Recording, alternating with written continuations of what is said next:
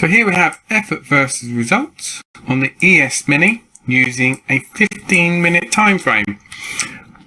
Before we begin, with effort versus result, we can apply the same third law of Newton, which we use for cause and effect. For every action must have an equal and opposite reaction. So in this case, an effort, being volume, should produce an effect in direct proportion, thus being the result. And if we don't, we have an anomaly, and we must pay close attention to the price action thereafter. And in this study, we will amalgamate and incorporate a few elements. I could show you lots of perfect effort versus result bars. You know, I can give you a nice narrow bar with huge volume, and it's not really going to help. This study is how we use effort versus result, the subtleties, and it's not so straightforward and obvious.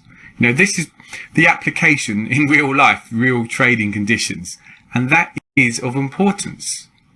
And in this example, it gives us a license for a long play. Okay, if we go to here, what do we know? A, higher volume than B, spread narrows. So only one thing can stop that bar falling further, and that must be buying. Has to be buying. So bar A is effort versus result. Half the spread, yet more volume. Now you must know your instrument and get personal to become familiar with it. This extra effort may not look like a great deal, but that is about 8,500 contracts on the S&P. Needless to say, that is a great deal of extra buying. So although this case of effort versus result is kind of subtle, it was done with intention. The market's far from perfect, and we don't get glaring effort versus result bars like the previous study with the A and B at resistance with a very high volume.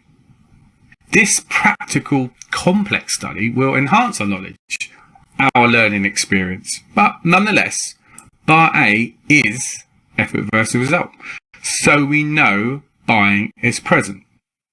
So we note that A has buying present, which is effort versus result. We can clearly see it with the spread and volume. But if we compare C to B,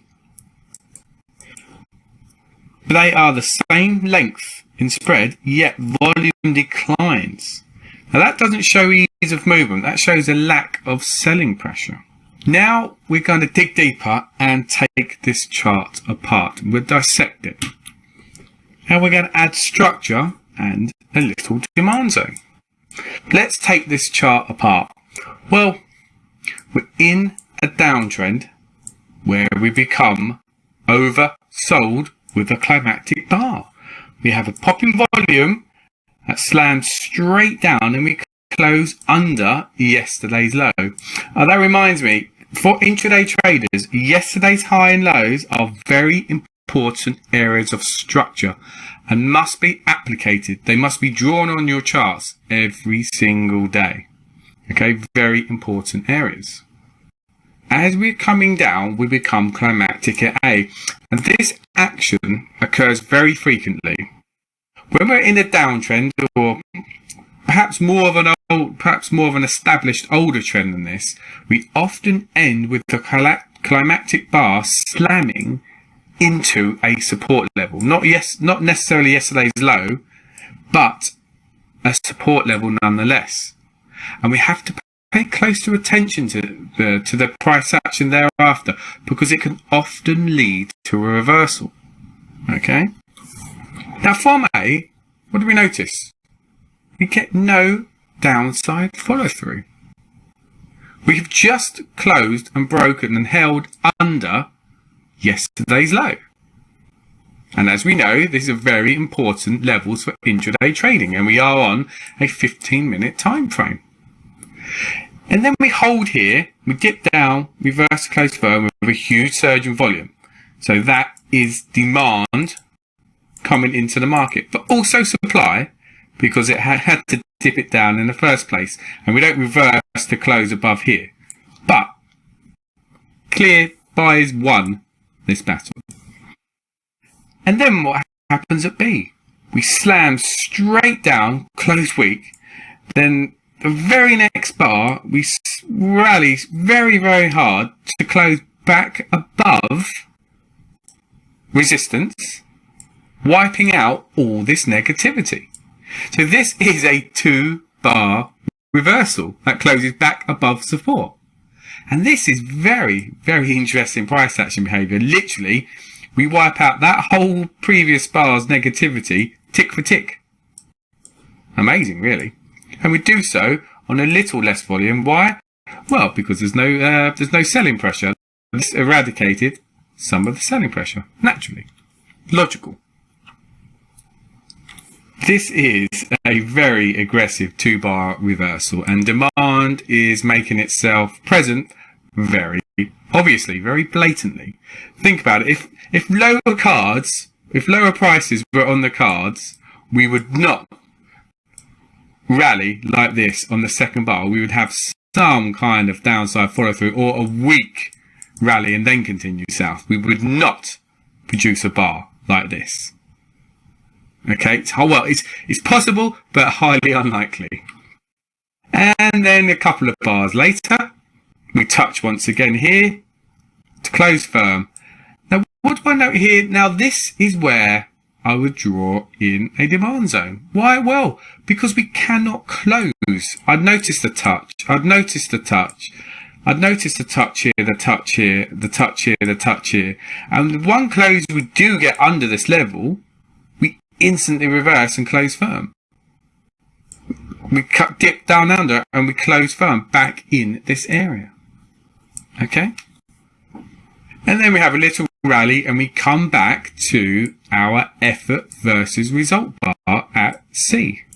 After we've seen this strength and this buying occur. So we have effort versus result at a major support level after demand has proved itself and we're holding back above support. We've seen demand here. We have a climactic bar that shows no follow through. Can you see there is a story of demand entering? An aggressive trader could make a play for C. I personally wouldn't. We still need more confirmation. However, we get that on the very next bar. D. We dip down under to reverse and close firm. That is good, solid price action. What do? We dip in to our little buying area. So C, the effort versus result bar, gives us a license to look for a long. And that's the way I like to think of it. Effort versus result doesn't always give us a trade per se. In this case, it gives us a heads up. It gives us a license to look for a long. And the market is kind and prints bar D, where we can take a long position right on the close. By adding a little structure, a demand zone, by reading a little price bar volume analysis, the whole picture emerges. And this little effort versus result bar now becomes poignant. It means something. Like I said, it gives us a license to look for long plays. If we look back to the previous chart with no structure, how does this really help? You see? But when we add context, like here, we have the whole story emerge. And this is the power of amalgamating all of our principles. Effort versus result can appear frequently. So what we really need to do is to apply logic and ask ourselves, does this action make sense right here?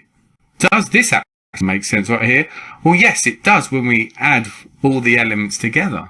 Where are we structurally? What are the background conditions, the context? Because sometimes effort versus result tells us that the market is simply struggling. And if we're in position, just to be cautious, perhaps tighten our stops. For example, if we're rallying up like this, and then we have a little narrow bar with fairly high volume, we might think, oh, you know, perhaps a pullback is on the cards or something. If we are having a pullback, where's the natural place the market would return to? Support. And how about if support is down here? And we may have a potential turning point. Can you see? So we tighten our stops. Alternatively, if support is here, okay, we might come back to test. That's no problem. So this is why we need to use context and apply logic. Excellent. Are there any questions?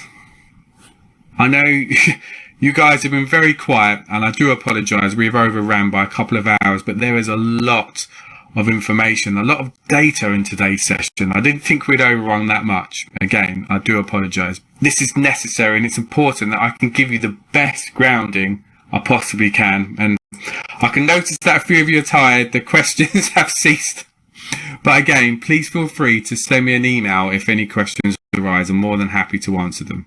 Just give me a couple of days. Before we wrap up, I do have some suggested assignments. I keep it quick. Find one example of accumulation and label all the processes. You know, the buying climax, the selling climax, automatic rally, secondary test, etc. Find one example of distribution and label. I mean, this may take some time to pick one or the other, but like I said, the more information you give me, the more I can get inside your head, and I can see that you understand the concepts and principles correctly. It's for your benefit, okay? And you can find a buying zone, a selling zone, an area, and just label a few key bars. Find 2 back up to the edge of the creek setups and 2 rally to ice setups. Now these are important because these are if you're trading intraday, you will trade these setups weekly, if not every other day, in one form or another. And if you could find 3 examples of effort versus result with resolution, and understand, try and gauge if it's a turning point, or what does the effort versus result anomaly enable the market to do? You know, does it enable us to hold support? Does it provide a license for a trade? Is it a trade set up in itself, like bag holding, etc.? Okay, good. Well, thank you very much. It's been a wonderful session. You have asked some very good questions. Again, my deepest apologies for overrunning. I will try to adhere to a better timetable on our next session. So thank you very much, and I will see you next week. Goodbye now.